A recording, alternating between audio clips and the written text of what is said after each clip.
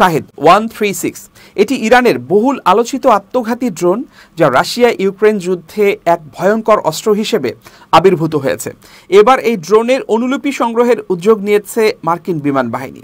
পেন্টাগনের মালিকানাধীন সংবাদপত্র stars and stripes জানিয়েছে, মূলত অধ্যয়ন ও প্রশিক্ষণের উদ্দেশ্যে এই পদক্ষেপ নেওয়া হচ্ছে। ফেডারেল নথি অনুযায়ী বিমান বাহিনী প্রাথমিকভাবে শাহেদ-136 এর 16টি অনুলিপি চাইছে। ভবিষ্যতে আরও 20টি সংগ্রহের বিকল্প রাখা হয়েছে। প্রতিপক্ষ দেশগুলো যে ধরনের ড্রোন ব্যবহার করছে সেগুলো মোকাবিলায় মার্কিন বাহিনীকে প্রস্তুত করতেই এই উদ্যোগ নেওয়া হয়েছে। শাহেদ ড্রোনের অন্যতম বৈশিষ্ট্য হল এগুলো ধীর গতিতে নিচু উচ্চতায় ওড়ে, ফলে রাডারে শনাক্ত করা কঠিন হয়ে পড়ে।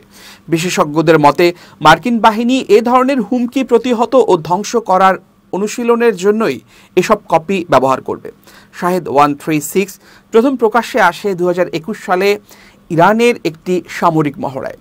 এর সাশ্রয়ী মূল্য, ঝাঁক কৌশল এবং আন্তর্জাতিক রফতানি এটিকে অসম যুদ্ধের একটি গুরুত্বপূর্ণ হাতিয়ার করে তুলেছে। বিশেষত রাশিয়া ইউক্রেন যুদ্ধে এটি আবির্ভূত হয়েছে গেম চেঞ্জার হিসেবে। এই ড্রোনটি একটি ডেল্টা উইং পুশার চালিত সিস্টেম, যা 50 কিলোমিটার ওয়ারহেড বহন করতে সক্ষম।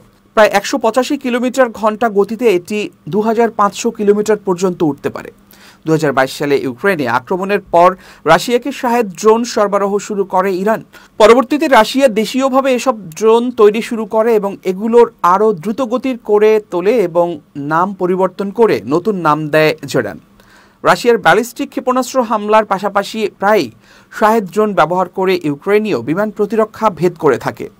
যুক্তরাষ্ট্র শাহেদের জবাব হিসেবে কাজ শুরু করেছে। জুলাই মাসে অ্যারিজোনা ভিত্তিক স্পেকট্রো ওয়ার্কস সংস্থাগুলো তৈরি করে LUCAS নামের নিজস্ব কম খরচের ড্রোন, যা প্রতিরক্ষা কৌশলের নতুন সম্ভাবনা তৈরি করছে।